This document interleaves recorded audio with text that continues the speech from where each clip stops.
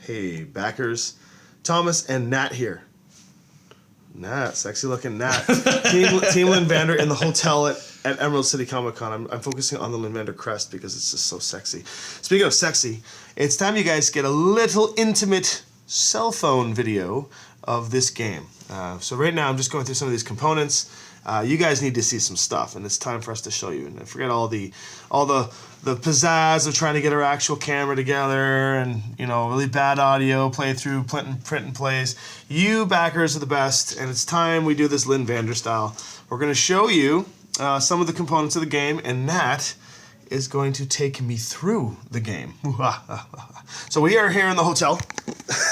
There's our setup. Now, I'd like to point out that the hotel table's kind of small, but it's not really. It's a good workspace. There's just so much stuff that we could, it has to sit on the edge of the table for this to work. So, there's been some comments about what you get in the box and stuff. Oh, Arnie, come on. Stop drinking. There's a bunch of, we're talking about all the different components you get. You get a plethora of stuff. When we design our games, Lynnvander puts together how we're going to work this out. We have to work within a certain price point, and the price point is usually based on proper markup, which means that this game itself, at the manufacturing level, is actually worth the components that you're getting, including a pile of miniatures and stuff. But regardless of that, let's go to the actual purpose of the video. So Nat here is me. Hey everybody, I'm probably super tired right now. Thanks for coming to the panel today if you were there. Otherwise, great. Back to this game. Yeah. No, I'm talking about the game design panel. Oh, respect. Which is amazing. Respect. Okay, so here we go. All right, guys. So, Nat, take us through this one by one, piece by piece. Okay, so this is an asymmetrical style game. What that means is you're doing multiple things at once, and they're not actually things that are necessarily even. So what that means is on one half of this game, you're actually looking at a miniatures tactics. So these guys are going to go up, and they're going to fight these guys, and it's going to be great. And on this board, you actually have orthogonal movement. And when you do ranges, it's actually kind of orthogonal. So no diagonals on this board. You're kind of just looking at things. Right. And just to interrupt quickly, if you're I noticed there was some comments about the miniature scale based on what the actual so this board is a prototype that Lynnvander made thanks to Josh Dirksen. The guy is like the prototype king. And the miniatures here were made by Space Goat. And these are fantastic 3D printed minis that they made. The scale of the bases and stuff are actually going to be properly fit to the board. But for the sake of Emerald City Comic Con showcasing the deliciousness that you see here, we just decided to do some things in heroic scale and stuff like that. Just more for flavor, just for the show.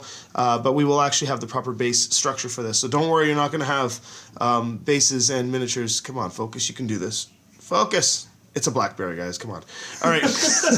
Here we go. So, going back into this. So, orthogonal movement. Where there's no diagonals. Keep going. Yeah, so what you're looking at is orthogonal movement. So we're going to go over here to these character cards here. So you'll notice each of the unit cards, these three at the bottom here, all have a specific move amount. So they move different things. But right now they're balanced to move in sets of 9. So whether you're Terminators or soldiers or this flying stinger bot here, your overall movement and attack capabilities are within a 9 range of each other. So for placement only, if you're wondering, FPO means for placement only. It means that these things don't exactly have art for them installed into the prototype yet. But as you can see, this is more of the print and play that you guys were using, and this is getting more and more into what you're going to see in a final product. Really, really high end, really well done art by Space Goat. That's awesome looking stuff. Yeah, and if you guys get some of the social media goals pumped up, we can start getting some alternate art forms and some foily Terminators and all that stuff.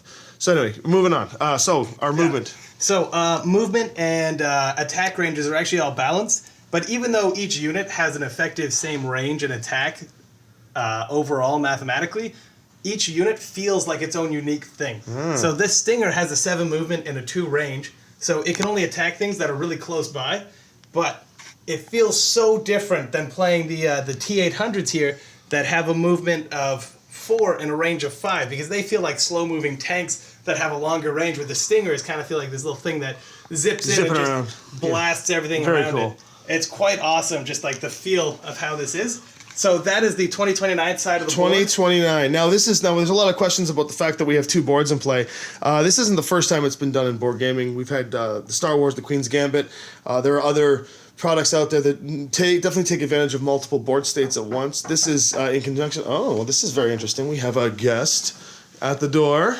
I believe it's Taylor. He's coming to grab a... Taylor. Hi, Taylor. How's it going? Thank you. Say hi. It's for the backers. We're hanging out. We're filming a small video for the backers. Oh, awesome. The game. Hello. We'll see you later. Okay. I'll message you in a minute. Okay. So, Thank you, sir. back we go. That was good. Taylor just dropped by to pick up the computer device from today's demoing. All right, let's move on. All right, so on the other half of the game, you actually have more of a story-driven, mission-based game where you're loosely 1984. following the story of the Terminator movie itself. So you have Arnold Schwarzenegger here. He's hanging out at the police station with a cop. You also have Kyle Reese in the back alley. We don't have the models here for today.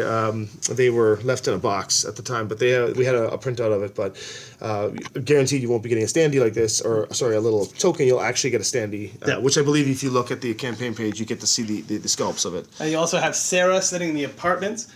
So what's going on here is each team is moving and doing missions. So each team has their own 2 core missions on each side of this game. So while this game here is it's less like action heavy and there's a lot more. It's more of a chase scene. It's the best way to describe it. Pretty accurate to the movie. It's a gigantic chase scene, a little bit of thrill going on there. Yeah, with the T-800 just hunting down Sarah and trying to just relentlessly kill her and terminate her from existence and just murder her off the map. Ah, you said murder. I did. Well, I have to. That's Matt's thing. Murder is his thing. He likes to murder. It's a thing. I like to use the word murder in our videos. So, continuing on. So, there's also side missions here. They're just your regular missions. So each of them has different goals and kind of outcomes, but almost all of them have some form of greater impact on the game. So, for example, if you complete this mission, you actually get to deploy a free unit as Skynet into this mission. But if the Resistance completes that mission, they get to remove a free unit. So as the pressure gets built up, instead of actually taking it out, you can just do something in the 1984 board to clear it off. It's like it never existed. Yeah, exactly. So it's never existed in the future. So the beauty of it is each card that you play, you have to make a decision of, there we go. There we go. Perfect. All right. So you have to make a decision whether to play this on the 1984 side of things or on the 2029 side. Each of the cards has an option, so you have your choice as to where you're going to spend the card. Yeah, exactly. But you can't ever spend the card in both at once. It's a choice. Yeah, exactly. It's a choice. It's not you don't get to do both. You have to do one or the other. Amazing. So at all times, you're kind of having to balance what side of the board you're investing your time into. Mm-hmm. And so a lot of the times it ends up one player usually ends up investing too much on one of the boards and the other players start taking advantage of the fact that they're investing in the wrong place. And so you really have to balance both of them in order to effectively win this game. Because if you're playing the Resistance and you're focusing on 2029, that Terminator is just going to inevitably walk over, find Sarah, and empty a shotgun into her. And you do not want that because that is a problem. Yeah, it's a big problem. So you have to balance running away from the Terminator. But if you focus too much on 1984, and you completely neglect 2029, and these guys are all going to be bleh. You will inevitably be overrun Bleh. in 1984. And the worst part is, in 1984, the Skynet has a natural built-in outpacing mechanic. Oh, you mean in 2029? That's what I mean. Did I say 1984? Yeah, oh, awkward. So in 2029, Skynet actually gets double the resource income that the Resistance gets. And so eventually, if you don't invest enough in this board, you will be overrun and you will be destroyed. Now, what I mean by that is if your base gets taken over by the other team gets 4 victory points, and you only need 7 to win. Okay, so this is so primary win condition is to see who can get what victory points where, right? Yeah, it's whoever gets 7 first. So every time you complete one of your 2 major core objectives, you actually get 4 victory points. What happens if what happens if, like, say Terminator does murder Sarah? Does she come back and then you just is it considered like a mission loss, or is that the game loss? Or what happens? So when Sarah dies, the player playing Sarah, she's removed from the board. They can no longer interact in 1984. They have to do all of their actions in 2029.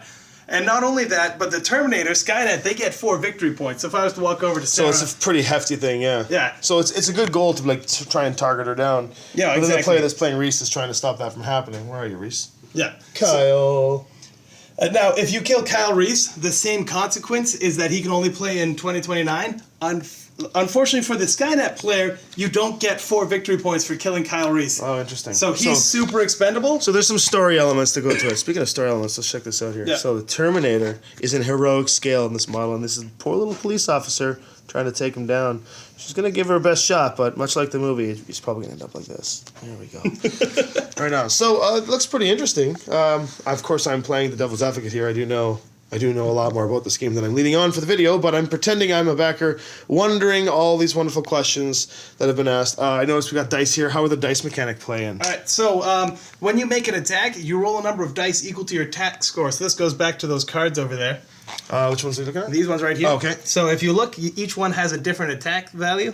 So every time you make an attack, you actually roll a number of dice equal to your attack stat, and then you'll notice that they also each have a defense stat. So that defense stat is the number you have to meet or exceed. So the attacker basically wins ties if you think about it in terms of like the Risk board game style. So we got T800 gets 2 attack dice, but 4 defense dice? Or 2 attack? 2 attack dice, and they have a defense of 4. So if a resistance soldier is trying to take out a T800 in 2029, they have to roll a 4, 5, or 6 in order to deal damage to it. And on top of that, it has 2 available wounds where every other unit has 1 available. How many blows does this guy take before he goes down, right? Yeah, exactly. So Kyle Reese has 5 available wounds to him, and Sarah Connor actually only has 3. Because in the first Terminator movie, she was actually she was running away more than she was standing and fighting. Yeah, we'll save that for T2, right? Yeah, exactly. When she's basically destroying everything. And then she becomes this like monster, and it's wonderful. So then go through a typical round with me if you don't mind. Okay, so the way a typical round works, the Skynet player has 6 cards here.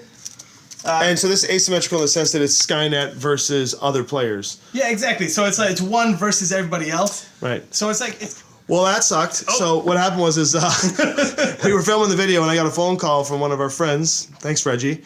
So here I'm calling him out. Yeah. All right. So anyway, we were talking about the cards. All right. So the cards, the way it works. So Skynet gets a hand of 6 cards, and they, in terms of the way a round goes, at the beginning of each round, you choose a team to go first. That's decided by whoever is losing. Oh, nice. Yeah, and then that player actually gets to decide who goes first. Okay. In the place of a tie, like we have at the start of every single game, because you both start at 0, Skynet wins ties because they're Skynet. Exactly. Because they need more perks. Yeah, precisely. They need more perks than already having stronger units. So if I'm Kyle, how many cards would I get as Kyle? You get 4 cards as Kyle. And Skynet gets 6? Oh, I guess because it's 4 as Kyle. But you also get 4 as Sarah. So Sarah and Kyle both get 4. Skynet only gets 6. I see. So it's a bit of an edge. More people playing, John Connor would also get 4 cards, and Lieutenant Trax would also get 4 cards. Excellent. Yeah, so... So what happens? How do you play out? Let's say Skynet plays first. Okay, so Skynet plays first, so I'm going to play a card that is particularly useful here. So I'm going to use this card. It says, but honey, I need to know where I can reach you. And it says, move to Sarah Connor's location. I'm using it for its 1984 ability, and I'm just going to walk right over to Sarah Connor and say hi. Oh, God, what happened? What'd you do that for? Well, because I'm planning on terminating Sarah Connor. Well, how do you know it's the real Sarah Connor? He killed 2 Sarah Connors before the I'm kidding. All right. So he's going to see Sarah. Now, in this case, Sarah can react. Is there a reaction, or is it? There's not a reaction, but now it's the Resistance's turn. So the play passes team to team. Right. And the way it works is anybody on each team can play any cards. Once Skynet is just Skynet playing. Right. But if you have 4 people playing on the Resistance, any one of them can play in response. So the asymmetry is that one person is the hive mind and the other team is working in coordination, which is much like the show. Works out very well. Perfect. Okay. So now we got to save Sarah, right? Because what happens if we just leave Sarah alone? Can you then terminate her next turn? I can try. But it's looking like in Sarah's hand she's got a defend card that lets her hide out and be a coward. Well, I wouldn't say coward. She can't just fight them. But okay, so she's going to hide out. What does that mean? Actually, my real plan, though, so defend cards are played in response to attack cards. But my thought is, let's just take the battle to this Terminator because you know what? He's just an ugly robot. So what I'm going to do is I'm going to ram him. So I'm actually going to hit him with a car. Whoa, nice. So what this does, it adds 1 to my attack dice, and after attacking him, he gets blasted to an adjacent location. So I can take this dice, I'm going to roll it. You got a 3. Oh, man, okay. So these dice are just plastic. They are plastic 3D printed dice, just to show an example of the look and feel and size, but you can see there's little termination heads on there. If you had a chance to take a look at the metal dice that Drew from Norse Foundry are making, they're going to be just absolutely sexy. And then these dice themselves are going to be nicely pressed and etched from our manufacturer, Gucci. It's going to be good. All right, moving on. So I hit the Terminator into the other location, and now The resistance turn has passed. Now So you saved Sarah for a round. We've saved Sarah for a round. Now What's going on over here since that happened? No one's played anything over here. Is there any sort of automation that happens? Or? Yeah, all right. So we should probably put everything back to where it should my God, start. yeah, sorry, You started moving everything around. Well, I was playing with toys. I'm aware you were playing with toys, Tom, and that is why we can't have nice things. All right. So at the start of each Skynet's turn, they're going to draw a card. So I'm just going to draw a card here. Right on. So what's happening over there? Well, I can do a number of things over there because each card has options for each thing. So you're just going to ignore the fact that you tried to get Sarah, she knocked you back, so you're not going to continue to try anything over here. I mean, I could, but if you note by my cards here, most of them say defend in my 1989. Oh, so 1984. so you need to do some offensive. So yeah. So I'm probably going to push over there because I don't really have many useful cards. Now, I should note that at any time I can play a card face down for generic move or a generic attack action. Right. So there's always an option somewhere. Yeah. But what I'm going to do is I'm actually going to do what's called a deploy, and I'm going to deploy units to Factory 1 or Skynet mainframe.